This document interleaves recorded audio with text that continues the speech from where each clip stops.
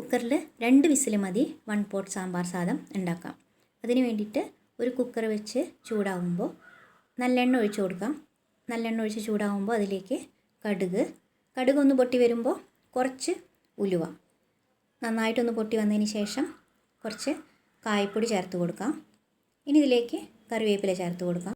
ഇനി ഇതിലേക്ക് ചെറിയ ഉള്ളി ചേർത്ത് കൊടുക്കാം. അപ്പോൾ ഞാനൊരു പിടി ചെറിയ ഉള്ളി ചേർത്ത് കൊടുത്തിട്ടുണ്ട്. ഒന്ന് ഇളക്കിയതിന് ശേഷം അതിലേക്ക് നമുക്ക് ഒരു തക്കാളി അതും ചെറുതായിട്ട് അരിഞ്ഞിട്ട് ചേർത്ത് കൊടുക്കാം. നന്നായിട്ടൊന്ന് ഇളക്കാം. ഒന്ന് ഇളക്കിയതിന് ശേഷം ഇതിലേക്ക് ഒരു 1/2 ടീസ്പൂൺ മഞ്ഞൾപ്പൊടി ചേർത്ത് കൊടുക്കാം. 2.5 ടീസ്പൂൺ സാമ്പാർ പൊടി ചേർത്ത് കൊടുക്കാം. ഇപ്പോൾ ഞാനിത് ബ്രാഹ്മിൺസിൻ്റെ സാമ്പാർ പൊടിയാണ് കേട്ടോ ചേർത്തേക്കുന്നത്. പിന്നെ ആവശ്യത്തിന് ഉപ്പ് ചേർത്ത് കൊടുക്കാം. ഉപ്പ് ചേർത്ത് കൊടുക്കുമ്പോൾ തക്കാളി വേഗം തന്നെ വെന്ത് ഉടഞ്ഞു വരും കേട്ടോ. അതിന് വേണ്ടിയിട്ട് തക്കാളി ചേർക്കുമ്പോൾ എപ്പോഴും നമ്മൾ ഉപ്പും കൂടെ ചേർത്ത് കൊടുക്കുക. ഒന്ന് ഇളക്കിയതിന് ശേഷം ഇതിലേക്ക് നമുക്ക് വെള്ളം ഒഴിച്ച് കൊടുക്കാം. അപ്പോൾ തക്കാളി വേഗം തന്നെ വെന്ത് കിട്ടും.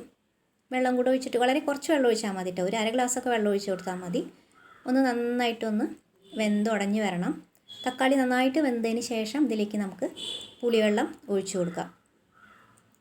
ഒരു നെല്ലിക്ക സൈസിൽ പുളി എടുത്തിട്ട് അത് നന്നായിട്ടൊന്ന് പിഴിഞ്ഞ് ചേർത്ത് കൊടുക്കാം. ചേർത്ത് കൊടുത്തിട്ട് പുളിവെള്ളം ചേർത്ത് കഴിഞ്ഞിട്ട് ഒരു 2-3 മിനിറ്റ് നന്നായിട്ടൊന്ന് തിളയ്ക്കാൻ വിടണം കേട്ടോ. അപ്പോഴാണ് പുളിവെള്ളത്തിൻ്റെ ആ ഒരു പച്ച ടേസ്റ്റൊക്കെ ഒന്ന് പോവുള്ളൂ. ഇതേപോലെ 2-3 മിനിറ്റ് നന്നായി തിളച്ചതിന് ശേഷം ഇതിലേക്ക് നമുക്ക് അരിയും പരിപ്പും ഒരു 1/2 മണിക്കൂർ നേരം കുതിർത്ത് വെച്ചതാണ്, അത് ഇതിലേക്ക് ചേർത്ത് കൊടുക്കാം. അപ്പോൾ 1 ഗ്ലാസ് അരിയാണെങ്കിൽ അതിനൊരു 1/4 ഗ്ലാസോളം പരിപ്പും കൂടെ നന്നായിട്ടൊന്ന് കഴുകിയിട്ട് 1/2 മണിക്കൂർ കുതിർത്തിട്ട് ചേർത്ത് കൊടുക്കാം. അപ്പോൾ ഇത് പൊന്നിരിയാണ് കേട്ടോ ചേർത്ത് കൊടുക്കുന്നത്. അരിയും കൂടെ ചേർത്ത് കൊടുത്തിട്ട് നന്നായിട്ടൊന്ന് ഇളക്കാം. ഇനി ഇതിലേക്ക് 1 ഗ്ലാസ് അരിക്ക് 3 ഗ്ലാസ് വെള്ളം ചേർത്ത് കൊടുക്കാം. വെള്ളം കൂടെ ചേർത്തിട്ട് ആവശ്യത്തിന് ഉപ്പ് ചേർത്ത് കൊടുക്കുക. പിന്നെ കുറച്ച് മല്ലിയിലയും കൂടി ചേർത്ത് കൊടുക്കുക. ഇനി നന്നായിട്ടൊന്ന് തിളയ്ക്കുമ്പോൾ കുക്കർ മൂടിയിട്ട് 2 വിസിൽ മതി. നമ്മുടെ സാമ്പാർ സാദം റെഡിയാവും. ഇപ്പോൾ സ്റ്റീമൊക്കെ പോയിട്ടുണ്ട്. നമുക്ക് തുറന്ന് നോക്കാം. നമ്മുടെ സാമ്പാർ സാദം കറക്റ്റ് പാകത്തിനാണ് ഇപ്പോൾ ഇരിക്കുന്നത് കേട്ടോ. നമ്മളിപ്പോൾ കഴിക്കുകയാണെങ്കിൽ നല്ല ചൂടോടുകൂടി ഇപ്പോൾ തന്നെ കഴിക്കുകയാണെങ്കിൽ ഇതിൽ വേറെ ഒന്നും ചേർക്കേണ്ട ആവശ്യമില്ല. ഇങ്ങനെ കഴിക്കാം.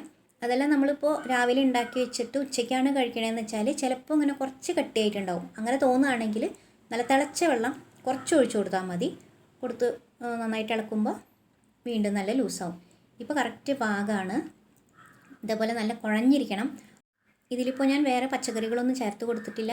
നിങ്ങൾക്ക് വേണമെങ്കിൽ ക്യാരറ്റ്, ബീൻസ്, ഉരുളക്കിഴങ്ങൊക്കെ ചേർത്ത് കൊടുക്കാം. അങ്ങനെയും ഉണ്ടാക്കാം. നല്ല സൂപ്പർ ടേസ്റ്റിൽ സാമ്പാർ സാദം റെഡി.